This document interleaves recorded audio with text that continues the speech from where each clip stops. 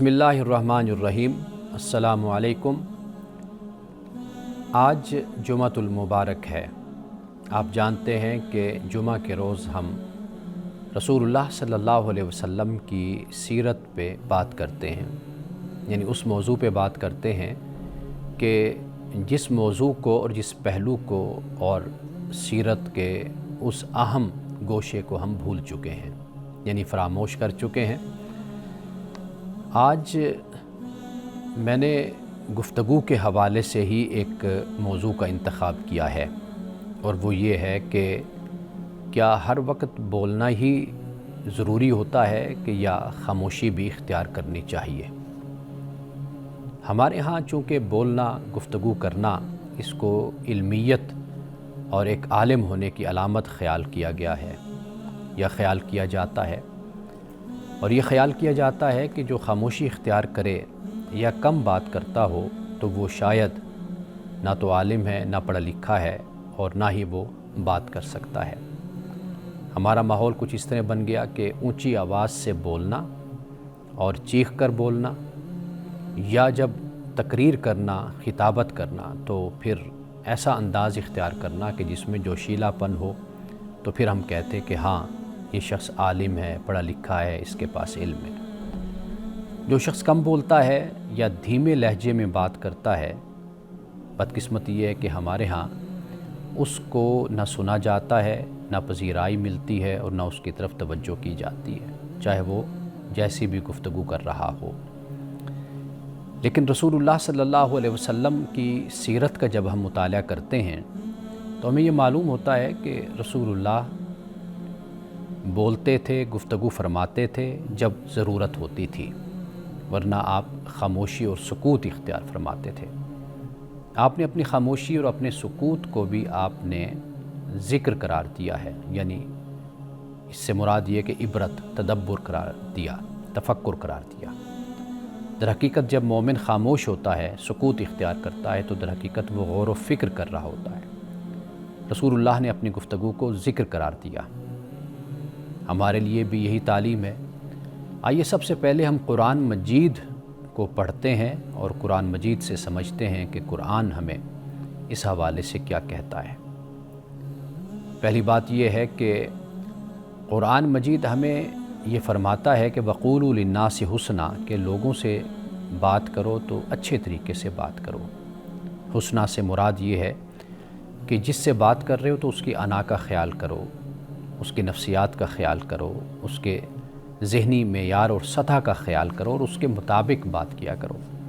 یعنی ایسی گفتگو نہ کرو کہ جس سے دوسرا اپنی توہین محسوس کرے اور اس کی انا کو ٹھیس پہنچے۔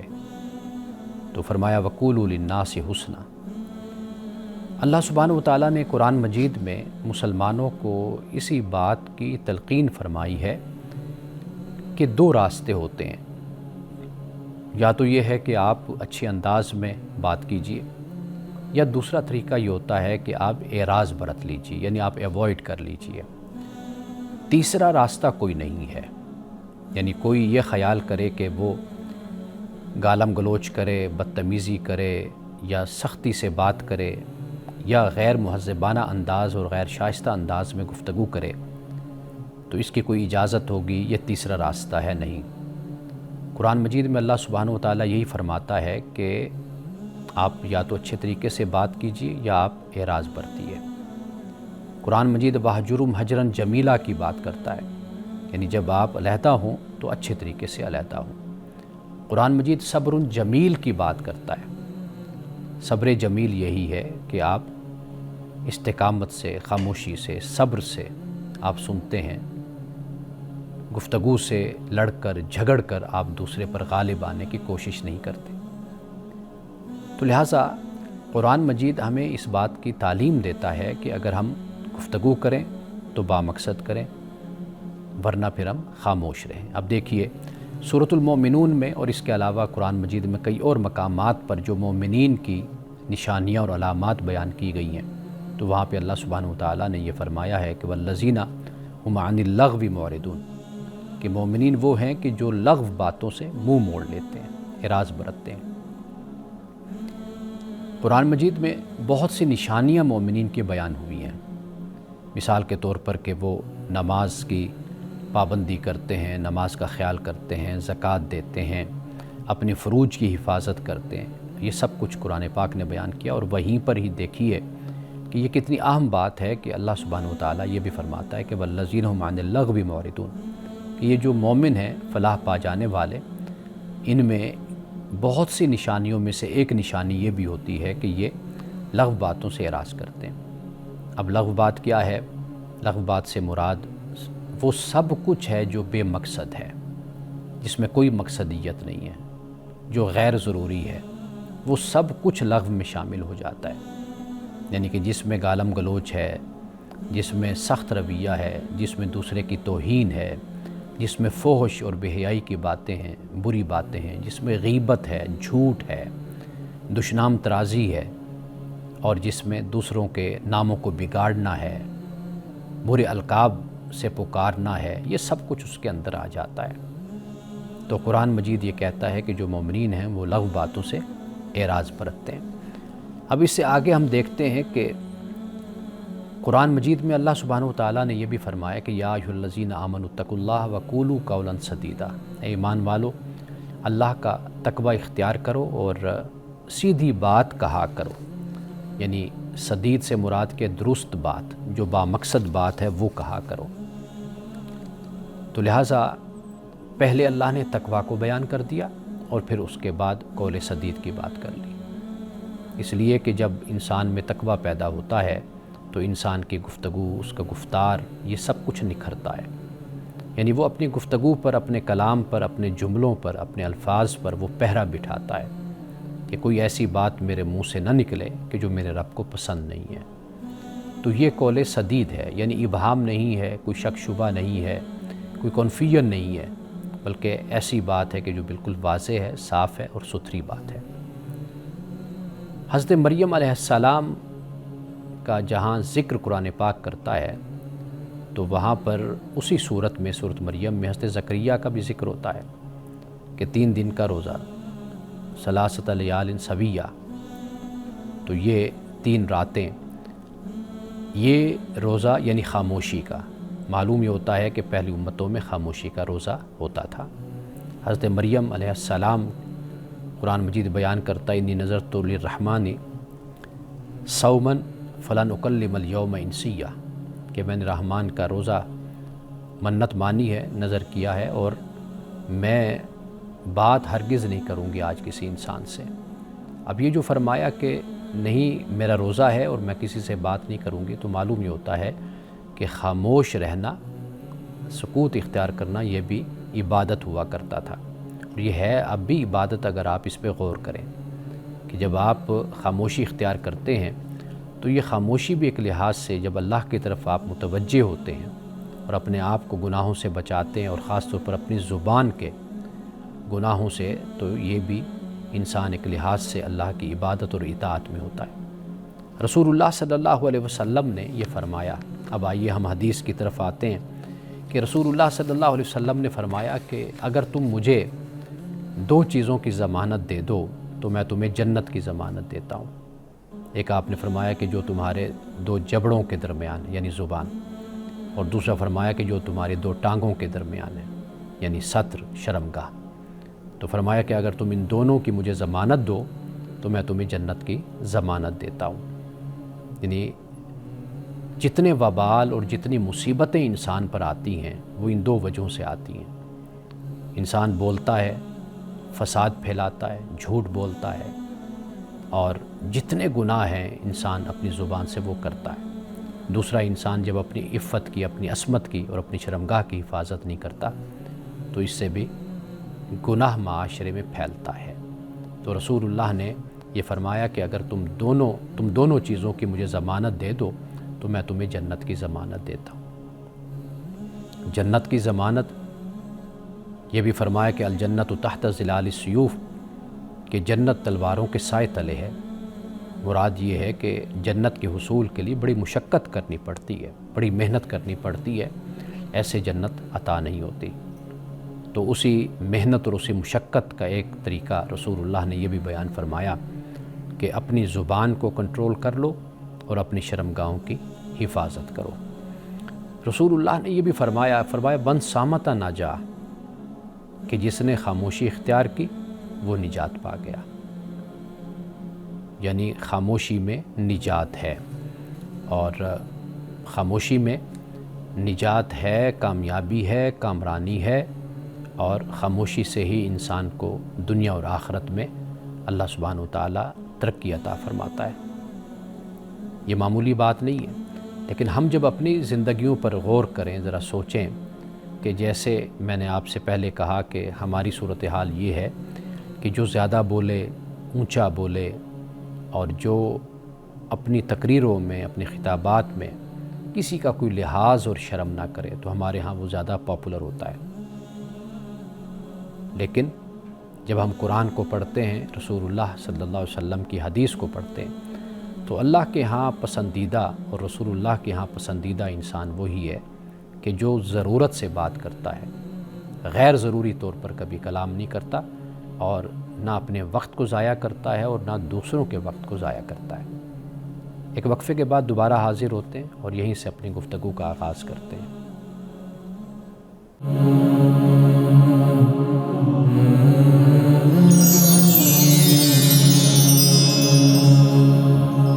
وقفے پہ جانے سے پہلے ہم خاموشی کے حوالے سے بات کر رہے ہیں، اور رسول اللہ صلی اللہ علیہ وسلم کی احادیث میں آپ کے سامنے بیان کر رہا ہوں۔ آپ نے فرمایا کہ جس نے خاموشی اختیار کی وہ نجات پا گیا۔ اب دیکھیے ایک اور مقام پر رسول اللہ نے یہ فرمایا، بخاری اور مسلم کی حدیث ہے، فرمایا کہ من کان یؤمن باللہ والیوم الآخر فلیقل خیرا او لیصمت۔ فرمایا کہ جو اللہ اور یوم آخرت پر ایمان رکھتا ہے تو اسے چاہیے کہ اچھی بات کہے، ورنہ پھر خاموشی اختیار کرے، یعنی جب بولے تو اچھا بولے، اور ورنہ پھر خاموشی اختیار کر لے۔ یعنی فضول بولنا، غیر ضروری بولنا اور اچھا نہ بولنا، دوسروں کا دل دکھانا، دوسروں کو اذیت دینا، تکلیف دینا، تو اس سے تو کہیں بہتر ہے کہ انسان خاموشی اختیار کرے۔ میں ایک مجلس میں بیٹھا ہوا تھا، تو وہاں پہ کسی نوجوان نے یہ کہا کہ کسی کو نقصان نہ پہنچانا یہ بہت بڑی نیکی ہے۔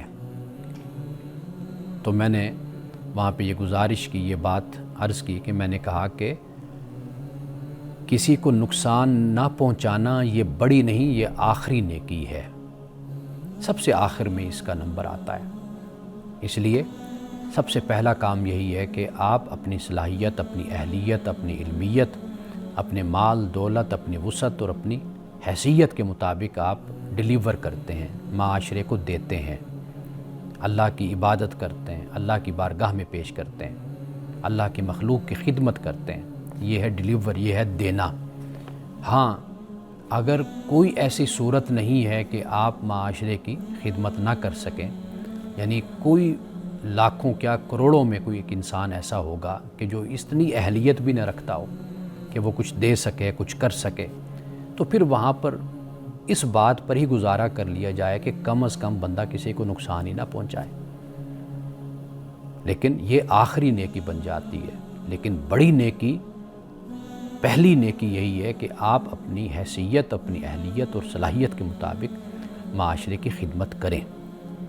قرآن مجید نے جب یہ ہم سے کہا کہ مما رزقناہم ینفقون، اس سے جو ہم نے ان کو دیا خرچ کرتے ہیں، یہ متقین، یہ مومن، تو یہ جو خرچ کرتے ہیں، جو ہم نے ان کو دیا، رزق دیا۔ اب رزق صرف روٹی نہیں ہوتی، رزق صرف دال چاول نہیں ہے، رزق صرف یہ نہیں ہے کہ جو آپ نے کھا پی لیا تو یہ رزق ہے، نہیں، بلکہ ہر وہ چیز، ہر وہ نعمت، وہ صلاحیت، جو ہر صلاحیت تو خدا کی طرف سے ہی ہے، ہر نعمت خدا کی طرف سے، وہ جتنی بھی آپ کو دی گئی ہے اتنا ہی آپ اس میں سے نکال کر اللہ کی راہ میں دیتے ہیں۔ ضروری نہیں ہے کہ انسان کے پاس مال اور دولت ہو، یہ بھی ممکن ہے کہ وہ علم والا ہے تو علم بانٹ دے، یہ بھی ممکن ہے کہ وہ علم بھی نہ رکھتا ہو، تو ایسا تو نہیں ہے کہ وہ کوئی کام بھی نہیں کر سکتا۔ ضرور اپنے وجود کی، اپنے وقت کی زکوٰۃ نکالنی چاہیے، انفاق کرنا چاہیے۔ ہمارا خیال یہ ہے کہ پیسے دولت ہوں گے تو انفاق کریں گے، نہیں، ایسا نہیں ہے۔ کوئی شخص ایسا ہوتا ہے کہ جس کے پاس دولت ہے، وہ دولت خرچ کر رہا ہے، تو آخر اس دولت کی تقسیم کے لیے بھی تو اسے لوگوں کی ضرورت ہوتی ہے، آخر اس آگے کام کو بڑھانے کے لیے بھی تو لوگوں کی ضرورت ہوتی ہے، وہ ورکر ہوتے ہیں، وہ ساتھ والنٹیئرز جو ہوتے ہیں، جو ہم کہتے ہیں جن کو کہ وہ اپنی طرف سے خود اپنی خدمات پیش کرنے والے لوگ ہوتے ہیں۔ تو ایسے بہت سے شعبے اور بہت سے معاملات ہوتے ہیں کہ جن میں دولت کی ضرورت نہیں ہوتی، علمیت کی بھی ضرورت نہیں ہوتی، وہاں پر آپ کی جسمانی طور پر فزیکلی آپ کی ضرورت ہے کہ وہاں پر آپ کچھ وقت دے دیں، اس کو اپنے آپ کو اس کام کے لیے خرچ کر دیں، تو اللہ اس کو بھی قبول کرنے والا ہے۔ تو لہٰذا یہ بات یاد رکھیے کہ جب رسول اللہ یہ فرماتے ہیں کہ آپ کو چاہیے کہ آپ اچھی بات کہیں یا پھر خاموشی اختیار کر لیں، یہ دونوں راستے آپ کے پاس ہیں، اور خاموشی اختیار کرنا اس کی ہمیں پریکٹس کرنی چاہیے، اس کی ہمیں تربیت لینی چاہیے، ہمیں مشق کرنی چاہیے، ہمیں ایسے لوگوں کے پاس بیٹھنا چاہیے کہ جو ہمیں اس کی تربیت دیں، ہمیں بتائیں کہ خاموشی بھی یہ بھی زندگی کا ایک حصہ ہے، اس کو بھی اختیار کریں۔ بے وجہ بے سبب اور ہر جگہ پر بیٹھ کر بولتے رہنا اور اونچا بولنا، کچھ لوگوں کی آواز بہت بلند ہوتی ہے، اس پر بھی اپنے آپ کو کنٹرول کرنا چاہیے، آواز اتنی ہو کہ دوسرے تک پہنچ جائے، وہ سن لے اور اس پر وہ آواز گرا نہ گزرے، اس کے لیے بوجھ نہ بنے، اس کے لیے اذیت کا باعث نہ بنے۔ قرآن پاک نے بھی ان انکر الاصوات لصوت الحمیر فرمایا کہ جو بدترین آوازیں ہیں، بدصورت آوازیں ہیں، فرمایا کہ ان میں سے ایک آواز گدھے کی آواز ہے۔ کتنی اونچی آواز ہوتی ہے۔ تو لہٰذا خاموشی اختیار کیجئے، اگر بولنا ہے تو ضرورت کے مطابق بولیے اور اپنی آواز کو اتنا رکھیے کہ دوسرے کو آپ کی بات سمجھ آ جائے۔ رسول اللہ صلی اللہ علیہ وسلم نے ایک مقام پر یہ بھی فرمایا کہ لوگوں کو منہ کے بل جہنم میں اللہ تعالیٰ ڈالے گا۔ تو عرض کی یا رسول اللہ، سب سے جو بری چیز یعنی جو سبب بننے والی ہے وہ کیا چیز ہے کہ جس کی وجہ سے انسان جہنم میں جائیں گے؟ میں نے پہلے بھی بیان کیا، یہ ایک اور حدیث میں یہاں پر بیان کر رہا ہوں، ترمذی کی حدیث ہے۔ تو وہ فرمایا کہ 2 وجہوں سے، زبان کا گناہ اور شرمگاہ کا گناہ، یعنی وہ شخص کہ جو اپنی زبان کی حفاظت نہیں کرتا اور جو اپنے آپ کو گناہوں سے نہیں بچاتا، یعنی بدی سے، زنا سے اور شرمگاہ کے گناہوں سے اپنے آپ کو نہیں بچاتا، تو فرمایا کہ اللہ ان کو جہنم میں اوندھے منہ ان کو جہنم میں ڈالے گا۔ اب آپ خود اندازہ کیجئے کہ یہ زبان ہے کہ جس سے دوسروں کو تکلیف پہنچائی جاتی ہے۔ جیسے ایک حدیث میں جب رسول اللہ صلی اللہ علیہ وسلم نے پوچھا کہ مفلس کسے کہتے ہیں، تو صحابہ نے عرض کی یا رسول اللہ، ہم تو مفلس اسے کہتے ہیں جس کے پاس دنیا کا مال اور دولت نہیں ہوتی، دنیا میں ہم تو اس کو غریب، مفلس یہ الفاظ بولے جاتے ہیں۔ آپ نے فرمایا کہ یہ دنیا کا مفلس ہے، آخرت کا مفلس اس سے مختلف ہے۔ آخرت کا مفلس وہ ہوگا کہ جس نے غیبت کی ہوگی، یعنی اگر آپ دیکھیں آخرت کے مفلس کی نشانیاں یا وہ آخرت کا مفلس کیوں بنا، ان میں سے بہت سے ایسے گناہ آپ کو نظر آئیں گے کہ جن کا تعلق آپ کی زبان سے ہوگا۔ تو اب ہمیں کیا چاہیے؟ ہم آخرت کی امیری چاہتے ہیں یا مفلسی چاہتے ہیں؟ اگر مفلسی چاہتے ہیں تو پھر اس دنیا میں دل دکھائیے لوگوں کا، پھر غیبت کیجئے، بدتمیزی کیجئے، گالم گلوچ کیجئے، تو آخرت کے مفلس بن جائیں گے۔ اگر آج اس دنیا میں رہتے ہوئے غیبت نہ کریں، چغل خوری نہ کریں، دوسروں کا دل نہ دکھائیں، اذیت نہ دیں، اپنی زبان پر کنٹرول کریں، تو پھر آپ دیکھیے کہ اللہ تعالیٰ قیامت کے دن آخرت میں بھی ہمیں امیر بنا دے گا، ہمیں غنی کر دے گا، ہمیں مالدار بنا دے گا، ایسا مالدار کہ جو جنت کا حقدار بنے گا۔ رسول اللہ صلی اللہ علیہ وسلم کا جو انداز گفتگو تھا، آپ ایک تو کم بولا کرتے تھے اور گہرا بولتے تھے، یعنی آپ نے خود فرمایا کہ میں بات ایسی کرتا ہوں کہ جو مختصر ہوتی ہے لیکن اس میں معنی اور مفاہیم بہت ہوتے ہیں۔ جیسے ہم کہتے ہیں نا دریا کو کوزے میں بند کر دینا، تو رسول اللہ کا انداز گفتگو ایسا ہوا کرتا تھا، اور پھر تول کر بولا کرتے تھے۔ جیسے اردو میں محاورہ ہے کہ پہلے تولو پھر بولو، تو رسول اللہ صلی اللہ علیہ وسلم ہمیشہ جو لفظ بھی بولتے تو تول کر، سمجھ کر، اور ٹھہر کر بولا کرتے تھے، جلدی آپ گفتگو نہیں فرمایا کرتے تھے۔ اور پھر یہ ہے کہ رسول اللہ صلی اللہ علیہ وسلم غیر ضروری بات بھی نہیں فرمایا کرتے تھے، جو بات ضرورت کی ہوتی آپ اسی کو بیان کرتے اور با مقصد گفتگو فرمایا کرتے تھے۔ بیہودہ یا بے فائدہ گفتگو آپ صلی اللہ علیہ وسلم نے کبھی نہیں فرمائی۔ صحابہ کرام رضوان اللہ تعالیٰ علیہم اجمعین اس بات کو بیان کرتے ہیں کہ آپ کا طرز گفتگو ایسا ہوتا تھا کہ آپ کے الفاظ ہمیں علیحدہ علیحدہ سمجھ آیا کرتے تھے، ورنہ پھر کیا ہے، خاموشی اختیار فرماتے۔ شمائل ترمذی میں اسے بیان کیا کہ تفصیل کے ساتھ، جو آپ پڑھنا چاہے تو وہاں پر آپ صلی اللہ علیہ وسلم کا کلام، آپ کی گفتگو اور آپ کی خاموشی کے بارے میں وہاں پر مطالعہ کر سکتا ہے۔ تو رسول اللہ گفتگو فرماتے تو حق اور خیر اور حکمت کے ساتھ آپ گفتگو فرماتے تھے۔ صحابہ اس بات کو بیان کرتے ہیں کہ ہم نے رسول اللہ کو کبھی ایسے فضول بات کرتے ہوئے آپ کو نہیں دیکھا۔ رسول اللہ کی خاموشی بھی حکمت تھی اور آپ کی گفتگو بھی آپ کی حکمت ہوا کرتی تھی۔ اب آپ اندازہ کیجئے کہ آپ اپنے گھر میں ہوتے تو تب بھی آپ کا انداز گفتگو یہی ہوتا۔ اس میں کوئی شک نہیں ہے کہ جب انسان اپنے گھر میں ہوتا ہے تو وہاں پر بے تکلفی بھی ہوتی ہے اور فرینکنیس بھی ہوتی ہے۔ انسان اپنی بیوی کے ساتھ، بچوں کے ساتھ، گھر والوں کے ساتھ وہاں پر ماحول بالکل مختلف ہوتا ہے۔ یہ مطلب نہیں ہے کہ مزاح نہیں کیا جا سکتا، مذاق نہیں کیا جا سکتا، ہنسا نہیں جا سکتا، ہنسایا نہیں جا سکتا، یہ سب کچھ جائز ہے، لیکن معاملہ جب یہ حد سے بڑھتا ہے، آپ دیکھیے کہ اس سے بات چھوٹی سی ہوتی ہے، جب بڑھتی چلی جاتی ہے تو پھر بڑا فساد برپا ہو جاتا ہے۔ ایسا بھی ہم نے دیکھا، بات چھوٹی سی ہوتی ہے، وہاں سے ایسے بات شروع ہوئی مذاق میں کہ آخر پھر لڑائی پر جا کر اور علیحدگی پر جا کر بات ختم ہوئی۔ تو لہٰذا آغاز سے ہی سوچ سمجھ کر انسان کو چلنا چاہیے۔ ابھی اسی پر ہی ہم گفتگو کرتے ہیں، مزید اس کے جو اخلاقی اور نفسیاتی فائدے ہیں تو ان پر بھی میں بات کرتا ہوں، لیکن ایک وقفے کے بعد۔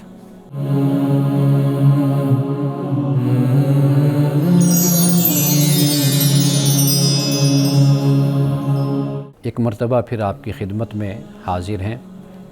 بات ہم کر رہے ہیں کہ رسول اللہ صلی اللہ علیہ وسلم کی سیرت اور آپ کے فرامین۔ ایک بہت ہی خوبصورت آپ کا ارشاد ہے کہ من حسن اسلام المرء ترکہ ما لا یعنیہ۔ فرمایا کہ ایک انسان کے اسلام کی خوبصورتیوں میں سے ایک خوبصورتی یہ ہے کہ وہ لا یعنی فضول باتوں کو ترک کر دیتا ہے۔ وہ باتیں بھی ہو سکتی ہیں، وہ کام بھی ہو سکتے ہیں لا یعنی جن کا کوئی نتیجہ نہیں ہے۔ جیسے ہم موبائل کے ساتھ بیٹھے ہیں تو کئی گھنٹے ہم موبائل کے ساتھ گزار دیں گے، اور یہ نہیں ہے کہ کسی چیز کو بڑی توجہ سے ہم سن لیں، سیکھ لیں، سمجھ لیں، نہیں، یہ بھی نہیں کرنا ہم نے بس ایسے ہی گزرتے چلے جانا ہے، کچھ بھی نہیں۔ اگر 2، 3، 4 گھنٹے کے بعد یا رات کو سونے سے پہلے ہم اپنا احتساب کریں، ذرا سوچے تو صحیح کہ بھئی ہم نے سارا دن موبائل سے کیا سیکھا، ہم نے کیا سمجھا، کوئی دین کی بات سمجھی، کوئی اخلاقیات کی بات سمجھی، کوئی تعلیم کی بات سمجھی، کوئی معاشرت کی، کوئی معیشت کی، کوئی سیاست کی، کوئی بامقصد بات ہم نے کوئی پڑھ لی، سمجھ لی، سن لی، کچھ بھی نہیں ہوگا۔ یعنی جیسے وہ جو کہتے ہیں خالی بھانڈا، خالی برتن، جیسے ہم صبح کے وقت تھے، رات سوتے ہوئے بھی ہم اسی طرح خالی برتن ہیں، اس لیے کہ کچھ ہم نے توجہ کے ساتھ نہ سنا، نہ سیکھا، نہ سمجھا۔ یعنی گویا کہ اب ہماری زندگی صرف ایک تفریح بن کر رہ گئی، ایک تماشا بن کر رہ گئی ہے۔ آپ ذرا اس پر غور تو کیجئے کہ جس لغو کی ہم بات کر رہے ہیں تو کیا یہ لغو نہیں ہے کہ جس میں آپ کا اتنا وقت ضائع ہو رہا ہے؟ بچوں کی تعلیم متاثر ہو رہی ہے، خاتون ہے تو اس کا کھانا پکانا، گھر کے معاملات وہ متاثر ہو رہے ہیں، خامند ہے تو اس کا کاروبار، اس کی ذمہ داری، ڈیوٹیاں، اس کی فرائض متاثر ہو رہے ہیں۔ ہر شخص کو آپ دیکھ لیجئے کہ ملازم ہے تو ان کے ہاتھ میں بھی یہی کچھ ہے، یعنی وہ سارا دن بیٹھے اسی سے کھیلتے رہتے ہیں یا دیکھتے رہتے ہیں۔ آپ مجھے بتائیے کہ جب وقت ختم ہوتا ہے، رات آتی ہے، تو کبھی غور کیجئے کہ ہم نے آج سارا دن سیکھا کیا ہے۔ رسول اللہ صلی اللہ علیہ وسلم کا یہ فرمان ہے، آپ نے فرمایا کہ تباہ ہو گیا وہ شخص کہ جس کا آنے والا کل آج سے بہتر نہیں ہے۔ اگر ایک شخص تباہ ہو سکتا ہے تو کیا قوم تباہ نہیں ہو سکتی؟ آج ہماری صورتحال یہی ہے کہ ہمارا آنے والا کل آج سے بہتر بھی نہیں بلکہ بدتر ہے۔ اس پر ذرا غور کیجئے کہ رسول اللہ نے تو یہ فرمایا کہ آنے والا کل آج سے بہتر نہ ہو تو وہ ہلاک ہوا، برباد ہو گیا۔ تو ہماری صورتحال تو یہ ہے کہ آنے والا کل بہتر کیا ہونا ہے، وہ بدتر ہے آج سے۔ تو ایسے حالات میں ہم سب کے لیے عبرت ہے اور یہ قابل غور اور قابل فکر بات ہے کہ ہم اس پر سوچیں اور اپنی انفرادیت سے اور اپنی جو لالچ اور حرص اور طمع اس سے باہر نکلیں۔ ذرا دیکھیں تو صحیح کہ اجتماعی طور پر ہم کتنے کرپٹ اور کتنے برے ہو گئے ہیں۔ کرپشن صرف مالی کرپشن نہیں ہوتی، ہمارا کردار، ہماری ذمہ داریاں، ہمارے معاملات، ان میں کتنی ایمانداری رہ گئی ہے اور کتنی ٹرانسپیرنسی رہ گئی ہے، یعنی شفافیت کتنی ہے ان معاملات میں۔ ہم ذرا غور تو کریں، کیا ہم جو کما رہے ہیں کیا وہ حلال کما رہے ہیں؟ ہمیں دوسروں سے تو بڑا شکوہ ہوتا ہے، تو کبھی ہم نے اپنی ذمہ داریوں پر غور کیا کہ کیا ہم اپنی ذمہ داریاں بہتر طریقے سے ادا کر رہے ہیں؟ کبھی نہیں ادا کر رہے۔ اگر ادا کر رہے ہوتے تو آج ہم ان حالات سے دوچار نہ ہوتے۔ اب آپ یہی دیکھیے کہ حضرت ابوبکر صدیق رضی اللہ تعالیٰ عنہ، آپ اپنی زبان کو پکڑ کر آپ فرمایا کرتے تھے کہ یہی زبان ہے کہ جو انسان کو ہلاکت میں ڈالتی ہے، اسی زبان سے انسان ہلاکت میں پڑتا ہے۔ اور حضرت عمر رضی اللہ تعالیٰ عنہ فرمایا کرتے تھے کہ خاموشی انسان کے وقار میں اضافہ کرتی ہے، حکمت میں اضافہ کرتی ہے۔ یعنی جب آپ خاموش رہتے ہیں تو اس سے آپ کی حکمت یعنی دانائی اور آپ کی شخصیت کا جو وقار ہے اس میں اضافہ ہوتا ہے۔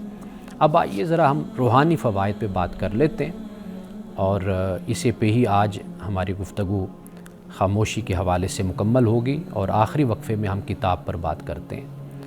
روحانی فوائد، سب سے پہلے دیکھیے کہ گناہوں سے بچاؤ ہو جاتا ہے۔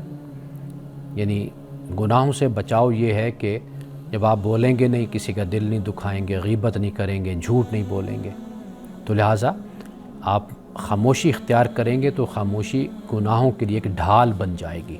یہ روحانی فائدہ ہے اس کا۔ اور دوسرا یہ ہے کہ اس سے دل کی صفائی بھی ہوتی ہے، یعنی جب آپ کم بولیں گے، کم جھگڑیں گے، اس سے دل بھی آپ کا نرم رہتا ہے۔ خاموشی غور و فکر پیدا کرتی ہے، اور غور کرنے سے انسان، یعنی عبادت ہے یہ، جیسے میں نے پہلے عرض کیا، تو اس سے انسان کو اللہ تعالیٰ کا قرب انسان کو حاصل ہوتا ہے۔ یعنی فی الحال آپ دیکھیے کہ خاموشی سے روحانی فوائد کیا حاصل ہو رہے ہیں۔ ایک تو گناہوں سے بچاؤ ہو جائے گا، دل کی صفائی دوسرے نمبر پہ، تیسرا یہ کہ اللہ تعالیٰ کا قرب انسان کو حاصل ہوتا ہے۔ تو یہ کوشش اسی بات کی کیجئے کہ آپ ضرورت کے مطابق گفتگو کیجئے، اپنے معاشرے کو، اپنے گھر کو اس طرح پروان چڑھائیے کہ جو خاموش رہتا ہے، بامقصد بات کرتا ہے، اس کا یہ عمل قابل تعریف بنے۔ نہ یہ ہو کہ یہ شخص تو بولتا نہیں ہے، یا یہ شخص چلاتا نہیں ہے، اونچا نہیں بولتا۔ آج ہماری مسجدیں دیکھ لیں، ممبر و محراب دیکھ لیں، آپ ہماری اسمبلیاں دیکھ لیں، ہمارے دفاتر دیکھ لیں، ہمارے اجتماعات دیکھ لیں، ہمارے جلسے اور جلوس دیکھ لیں، آپ وہاں پر یہی صورتحال ہے۔ وہی شخص زیادہ پذیرائی حاصل کرتا ہے کہ جو بہت زیادہ چلاتا ہے، شور کرتا ہے، دوسروں پر تہمت لگاتا ہے، الزام لگاتا ہے، دوسروں کے خلاف باتیں کرتا ہے، ذاتیات پر گفتگو کرتا ہے، وہ زیادہ پاپولر ہوتا ہے ہمارے معاشرے میں، جو جذباتی انداز سے بات کرتا ہے۔ تو لہٰذا ہمیں چاہیے کہ ہم اپنے معاشرے کی جو نارمز ہیں، اقدار ہیں، ان کو ہم تبدیل کریں، ان کو بدلیں، ہم ان اقدار اور ویلیوز پہ لائیں کہ جو ہمیں اللہ اور اس کے رسول نے دی ہیں، جو در حقیقت انسانی ویلیوز ہیں، انسانی اقدار ہیں، اور یہ وہ ویلیوز ہیں کہ جو عقل اور فطرت اور انسان ان کو تسلیم کرتا ہے، ان کی خوبیوں کو۔ تو یہ ارادہ کیجئے آج سے کہ ہم ضرورت کے وقت کلام اور گفتگو کریں گے، اور بے ضرورت ہم نہیں کریں گے، ہم خاموشی کو ترجیح دیں گے۔ وقفے کے بعد دوبارہ حاضر ہوتے ہیں اور کتاب پہ ہم بات کرتے ہیں۔ آج کی کتاب بہت ہی زیادہ اہم ہے۔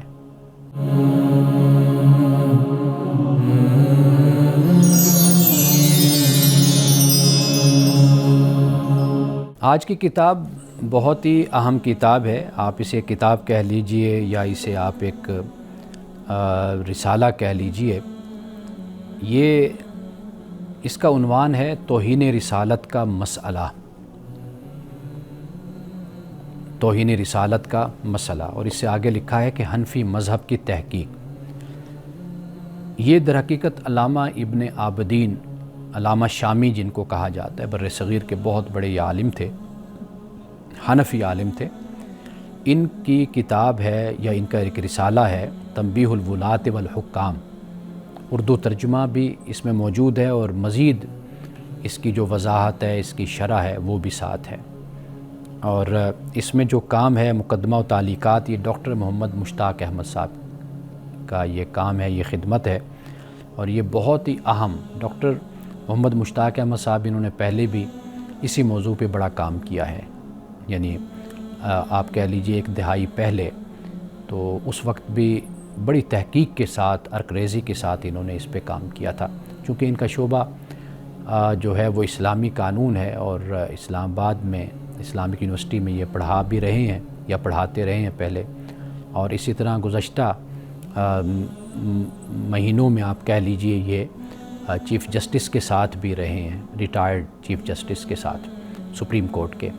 تو ماشاءاللہ عالم ہیں اور قانون پر، اسلامی قانون پر بڑی ان کی دسترس ہے. تو یہ کام انہوں نے کیا ہے اور بہت ہی اہم کام ہے، چونکہ پاکستان میں اس کام کی بڑی ضرورت بھی تھی اور ہے بھی صحیح ابھی تک. اس لیے کہ پاکستان میں جو اکثریت ہے مسلمانوں کی، وہ فقہ حنفی سے وابستہ ہے. اور امام ابو حنیفہ رحمۃ اللہ تعالیٰ علیہ کا کیا اس حوالے سے موقف ہے، اس پر انہوں نے روشنی ڈالی ہے. چونکہ ہمارے ہاں جو موقف اختیار کیا گیا ہے کہ جو ہمیں نظر آتا ہے، وہ در حقیقت علامہ ابن تیمیہ کا ہے. اس کے علاوہ دیگر قاضی ایاز جو شفا شریف والے ہیں، ان کا بھی نقطہ نظر، یعنی مالکیوں کا، اور اس کے علاوہ حنبلی ہیں، شافعی ہیں، لیکن جو حنفی ہیں ان کا نقطہ نظر یہ نہیں ہے، یعنی امام صاحب رحمۃ اللہ تعالیٰ علیہ کا. تو اس میں جو فقہ حنفی کا نقطہ نظر ہے وہ واضح کیا گیا ہے. اور بہت اہم کتاب ہے اور میں یہ چاہتا ہوں کہ جو اہل علم ہیں وہ تو اس کو پڑھیں، ضرور اس کا مطالعہ کریں، لیکن عام لوگ بھی اس کتاب سے استفادہ کر سکتے ہیں. آپ فقہ حنفی سے وابستہ ہیں، فقہ حنفی کے مقلد ہیں، تو پھر آپ کو چاہیے کہ آپ یہ ضرور کتاب پڑھیں. اور یہ چونکہ اس وقت یہ موضوع نہیں ہے، ورنہ میں آپ کو بتاتا کہ فقہ حنفی کا نقطہ نظر کیا ہے اور باقی جو ائمہ ہیں، یا جیسے میں نے علامہ ابن تیمیہ کا ذکر کیا، ان کا نقطہ نظر کیا ہے، وہ میں یہاں پر فی الحال وقت نہیں، میں بیان کسی وقت انشاءاللہ ضرور کروں گا. اب آپ دیکھیے کہ اس میں مختلف باب باندھے گئے ہیں.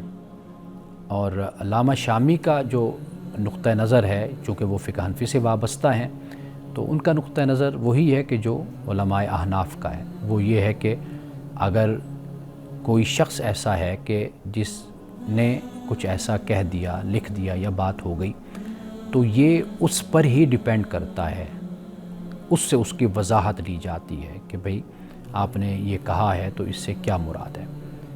اور احناف کے نزدیک یہ بھی ہے کہ اگر 100 یعنی پوائنٹس ہیں مثال کے طور پر، تو ان میں سے 99 پوائنٹس جو ان سے ہیں وہ توہین کی طرف جاتے ہیں، لیکن ایک نقطہ جس بنیاد پر تعویل کی جا سکتی ہے، تو احناف کے نزدیک یہ ہے کہ اس کی، اس عبارت کی، اس قول کی، اس بات کی تعویل کی جائے گی، یعنی اس پر وہ حکم لاگو نہیں کیا جائے گا. تو یہ ایک بڑی اہم بات ہے. اسی طرح دوسری بات جو ہے وہ یہ ہے کہ جو ایسا کچھ کر بیٹھتا ہے تو اس کی توبہ بھی قبول ہے. اگر وہ توبہ کرتا ہے تو اس کی توبہ قبول ہے. تو لہٰذا یہ ایک تفصیلی موضوع ہے، کبھی اس پر بات کریں گے. لیکن میں نے آپ کے سامنے جو یہ ایک کتاب آپ کہہ لیجیے پیش کی ہے، آپ ضرور اس سے استفادہ کریں. اور جو لینا چاہے وہ ہم سے رابطہ کر سکتا ہے. ہمارے نمبر موجود ہیں، اسکرین پر چلتے ہیں. تو آپ جو خواہش مند ہو تو ضرور آپ ہماری ٹیم سے رابطہ کریں گے تو یہ کتاب آپ کو پہنچا دی جائے گی. انہی الفاظ کے ساتھ آج کے اس پروگرام سے اجازت دیجیے. انشاءاللہ آپ سے دوبارہ ملاقات ہوگی. السلام علیکم ورحمۃ اللہ وبرکاتہ.